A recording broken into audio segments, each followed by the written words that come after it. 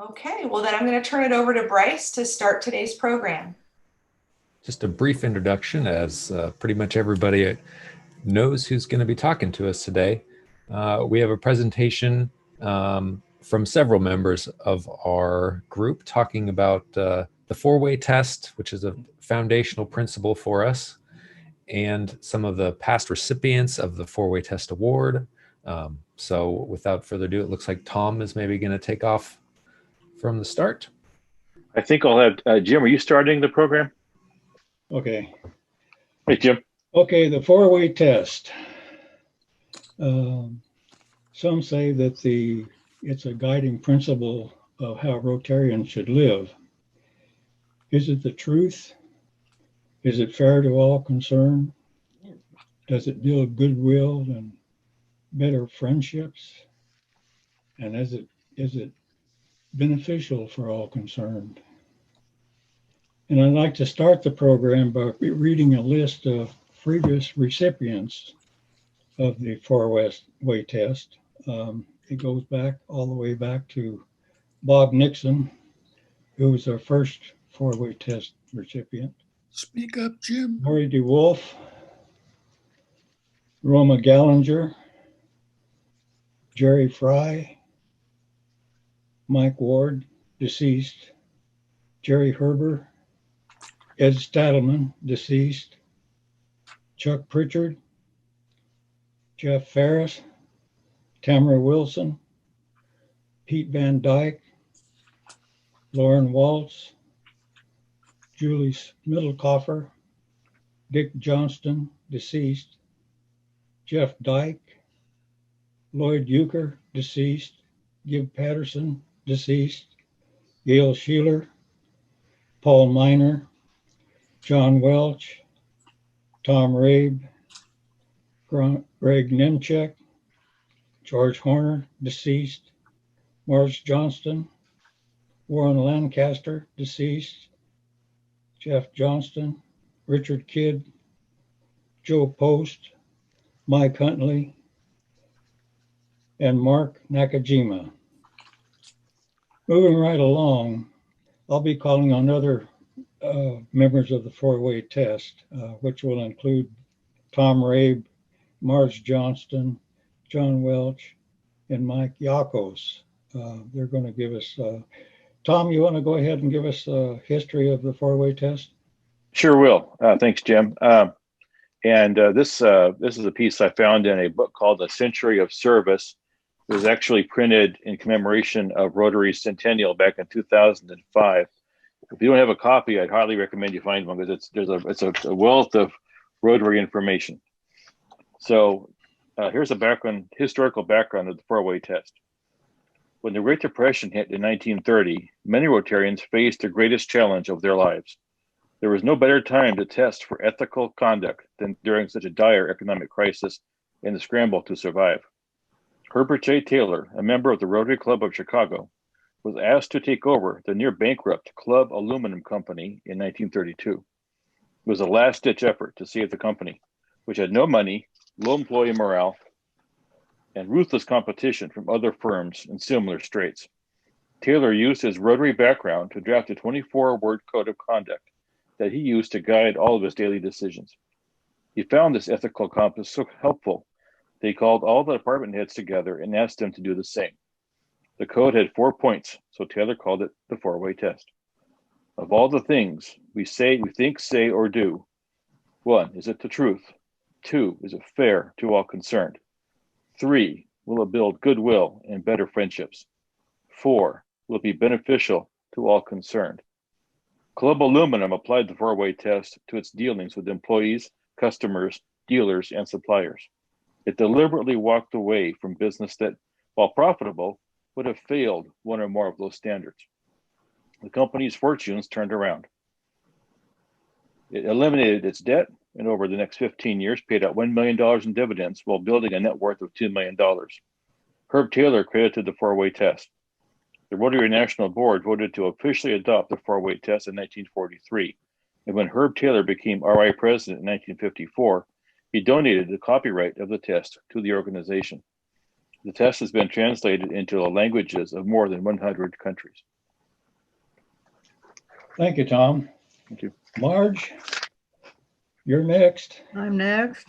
I'm not very good at this, so bear with me, please. I'm remembering my good friend Ed Stadelman, who passed away 8 years ago today from brain cancer. Many thanks to Jim Crisp, Jim Kane, and Flora Lee Stadelman for their assistance in getting information. I may have missed some important facts, but think what I'm giving you is accurate. Ed joined our Rotary Club in 1980 and was a very active member until his death 8 years ago today from brain cancer. He was also very active and dedicated to St. Anthony's Catholic Church. I didn't get to know Ed until he joined Rotary, and he became a good friend. Some of the endeavors he has been involved with were the following. He was instrumental in designing and building the labyrinth on south side of Old College Hall. This was built in honor of Faith Gableneck, who was then president of Pacific University, and the plaque was installed acknowledging Rotary for their donation. I don't even read well, do I? He was very involved in the East Side Flower Garden and spent many hours there.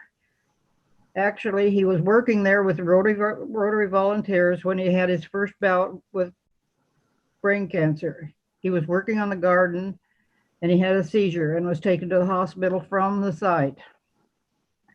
The garden was dedicated to Wade McDougall, a dedicated member of Rotary. Ed was chairman of food concessions for Concourse for many years, as well as being on the Concourse board for many years. He was chairman of our steak feed for many, many years, an event that required a lot of work from the chairman and all Rotary members, and he kept it going. He managed the care of the Rotary canopies and other supplies at his warehouse for many years. He rented out our canopies and took care of keeping them in good repair and collecting the rent. He was chairman of the annual corn roast for the Chamber of Commerce. This was years ago when it was held on property owned by Gail Shearer, and it was a fun event for all. He was instrumental in the constructing the stage for the concourse for the cars to drive over. When traveling in Mexico, which they did for a few months in the winters, he always worked with local Rotary clubs and their projects. One project was to build and install the playground for the local schools. He also helped clubs in Washington when traveling there. Ed was a worker, didn't say no. He owned and operated a business building installing garden houses for 20 years. And his business was out in the industrial park, where he had a warehouse and stored many items for steak feed and concourse. For years, he was very involved in the St. Anthony's Church. He spent many hours working on property projects and money-raising events for the church. He did not know how to say no. He was famous for saying something like, "If you don't like it, here's the shovel." As I said before, he did not know how to say no. Not many members have been as dedicated as Ed. He was a very deserving recipient of the Four-Way Test Award in 1997. Those of you who knew Ed have fond memories, I know. He had many friends who remember him well, and if you didn't know him, that was your loss. His wife, Flora Lee, still lives in Forest Grove. He was service in action. Thank you. And nothing was done for any glory for him. He just enjoyed doing it and wanted to do it. Thank you. Thank you, Marge. Appreciate it. John Welch, you're next.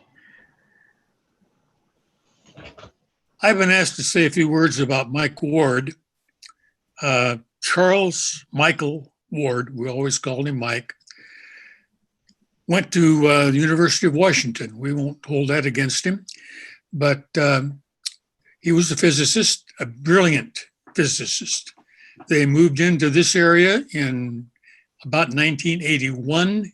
He went to work with Intel and was a lab manager held many, many patents.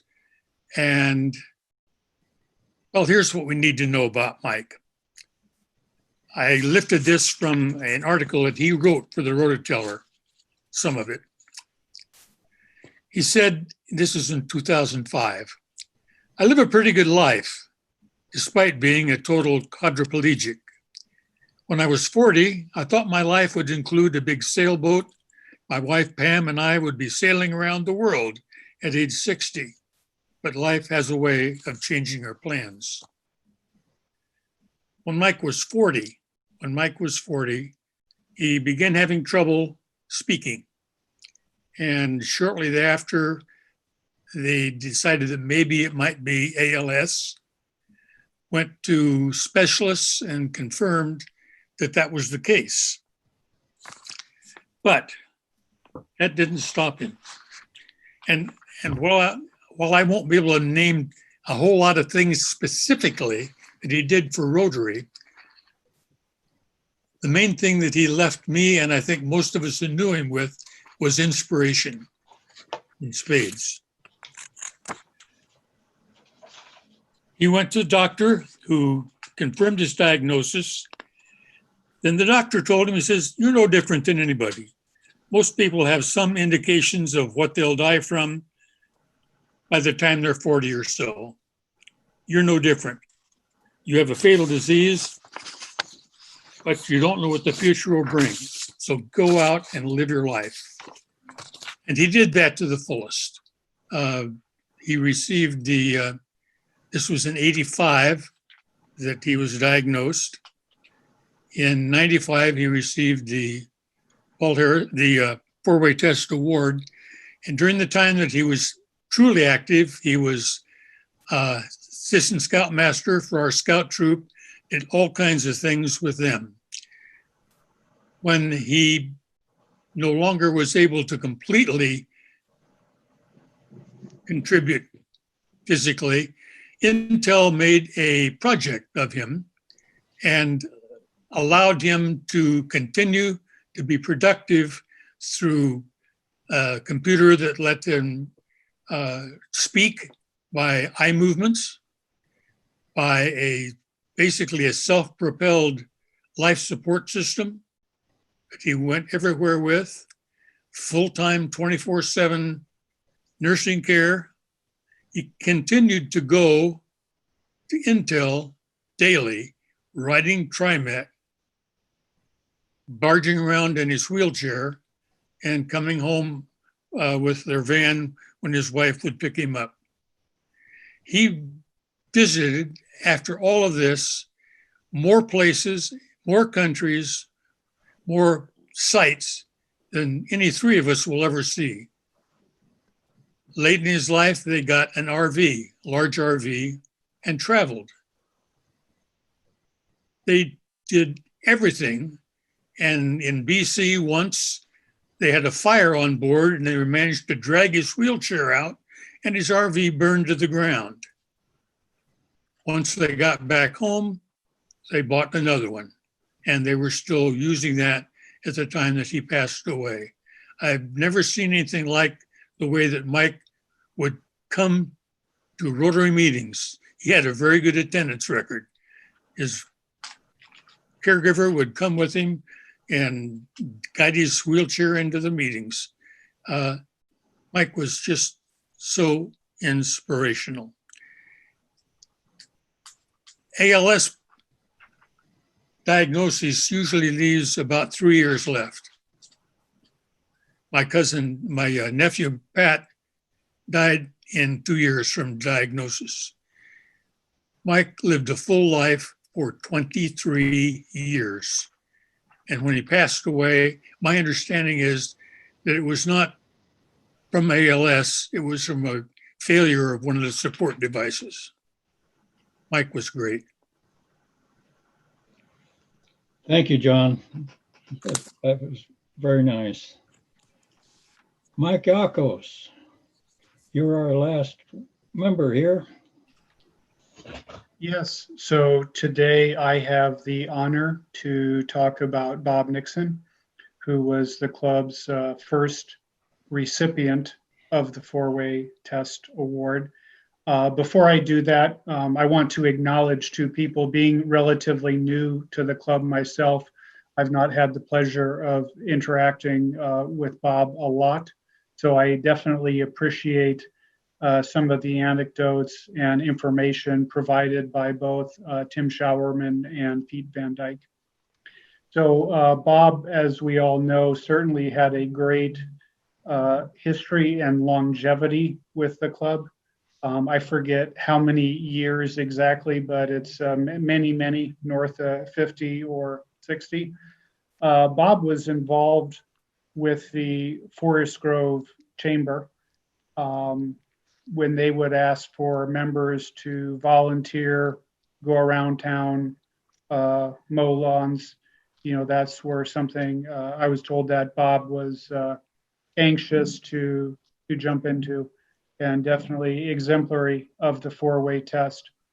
Another example is the high school football stadium when they were constructing, when they asked citizens to help construct the outdoor stadium.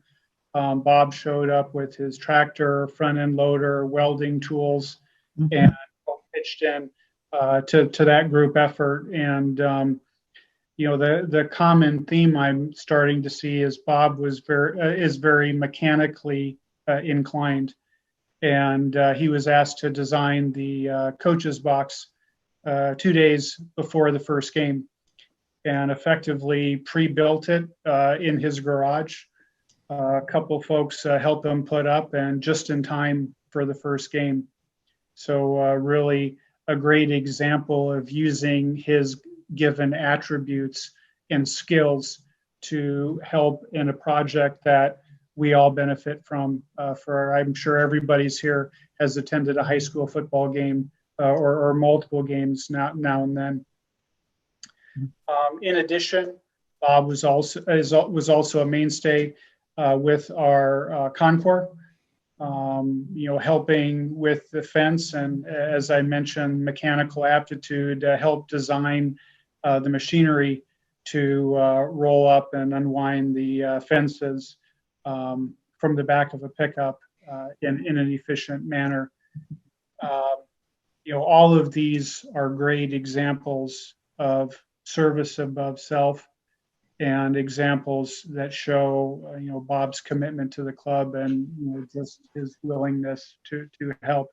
Some of the items that Pete also shared with me when you talk about the four-way test about building friendship, I think one of the things that is tremendous about the Rotary organization that our club also contributes to is youth exchange.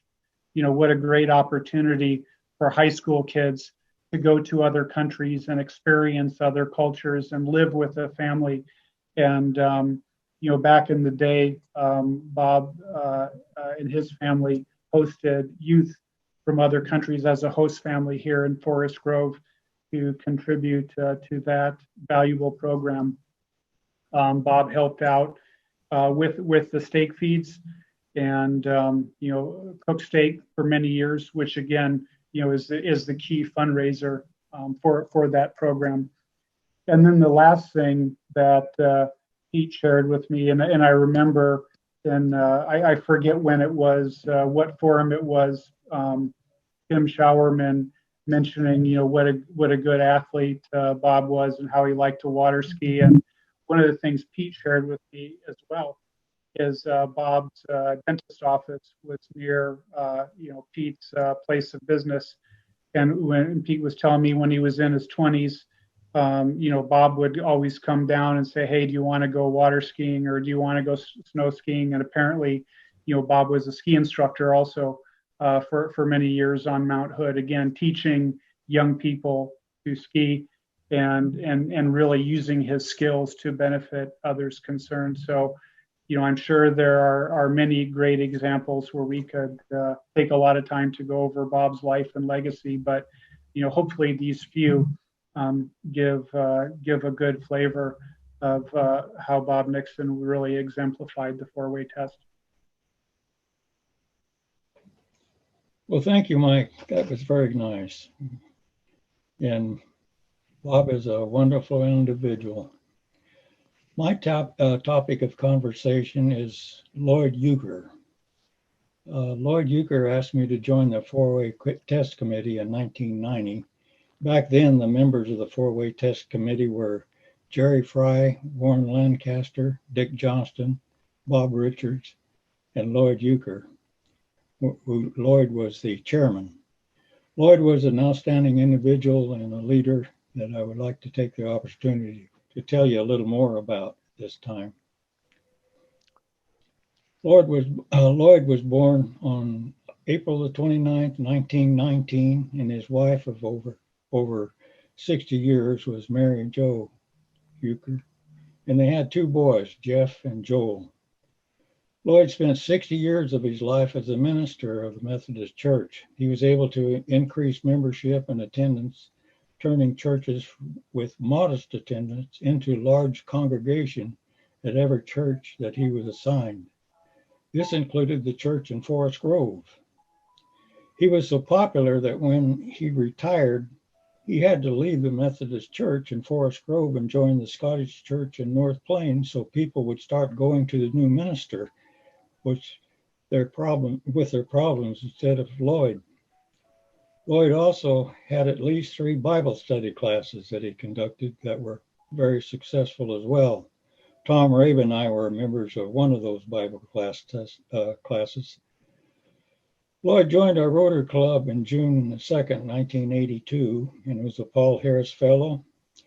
As chairman, we had large turnouts for his Thanksgiving and Christmas programs, plus special programs that were held promoting the four-way test philosophy.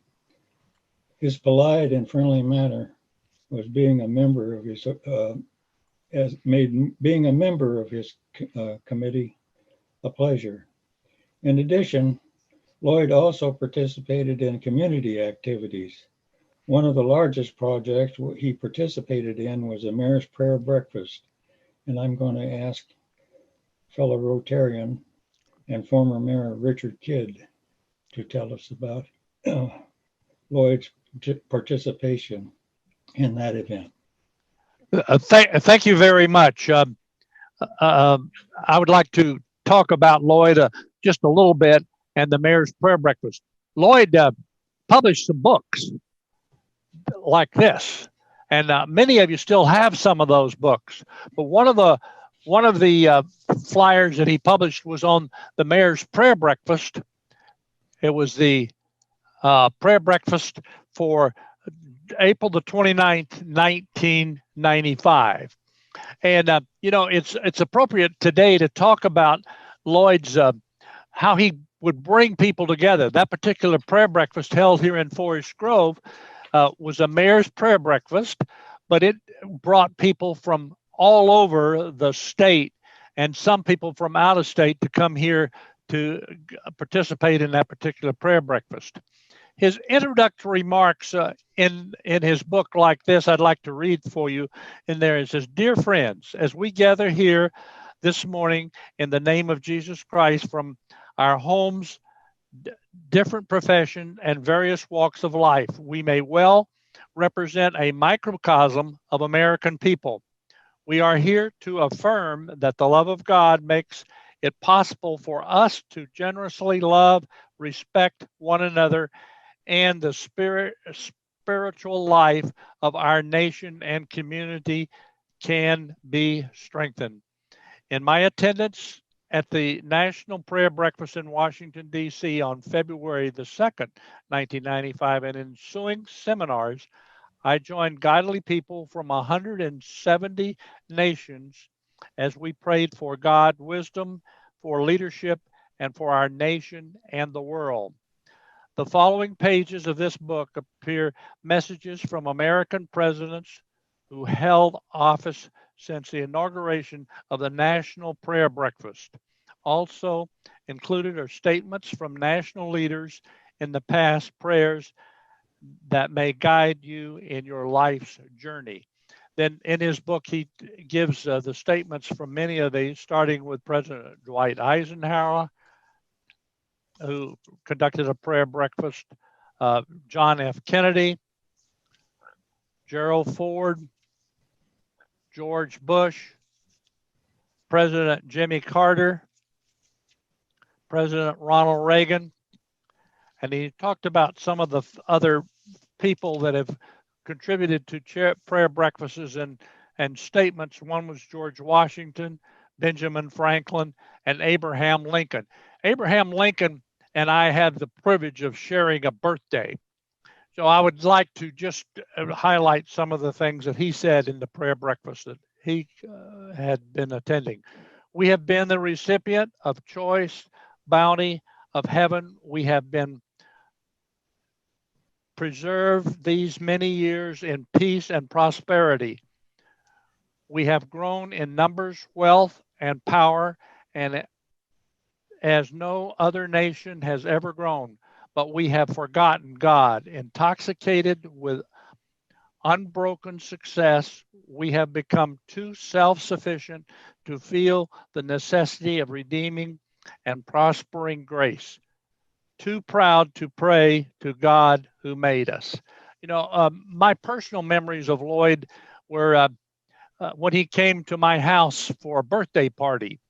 Like I said, my birthday is in February, but in June of 2065, I had a big birthday party in my backyard. Rotary furnished the tent, and there were many Rotarians there for that.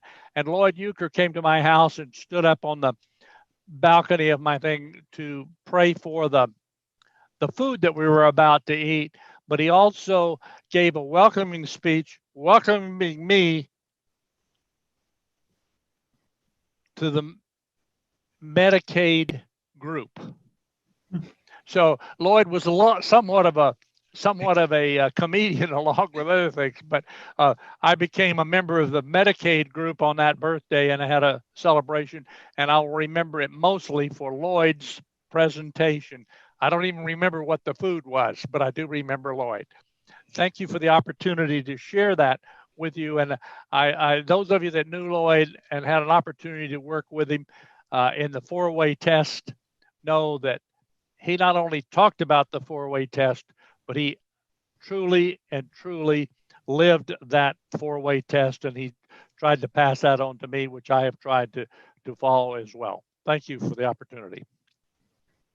Thank you, Richard. That's very nice. In closing, I'd like to read a heartwarming eulogy written by Tom Raabe after the passing of Lloyd that was published in the Rototiller.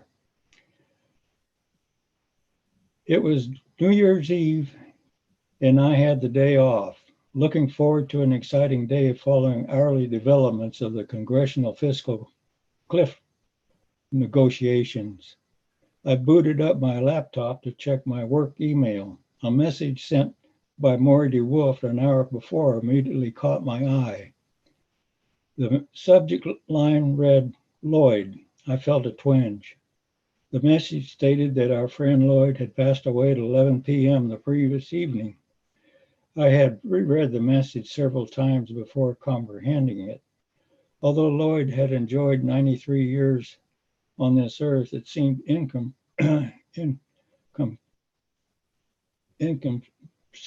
that he could be dead. I called fellow Rotarian Jim Crisp to commiserate. I recall Jim saying, "I thought he'd live forever." Indeed, but in a way, Lloyd will. He will be forever through our live forever through our memories of his absolutely love of people. I will forever remember his handshake, always firm and accompanied by a huge smile on his face. And I can't remember one time in 15 years that I was privileged to know him, that he let go of my hand first. His 60 years of active ministry meant that he touched untold numbers of people, bringing the good news of the Bible, of God's love and comfort to all.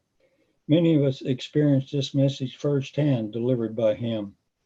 A year and a half ago, I faced cancer surgery. The afternoon before surgery, Lloyd called me at home. His words of comfort were needed and very much appreciated at the time. Before ending the call, Lloyd asked me if he could pray for me. My answer was absolutely, and he prayed for me there on the phone. Words cannot describe the comfort that his call brought to me at a time I needed it the most. Although we will always miss Lloyd, I rejoice to the fact that he's in heaven with his Savior, and I will see him again in paradise. When Lloyd arrived there, I'm confident that the Lord greeted him thusly. Well done, my good, faithful servant. I hope to keep Lloyd's memory alive always, trying to love people as he did. May he enjoy the full measurement of God's peace and rest. Please keep Lloyd's family in your prayers. Signed, Tom Raabe.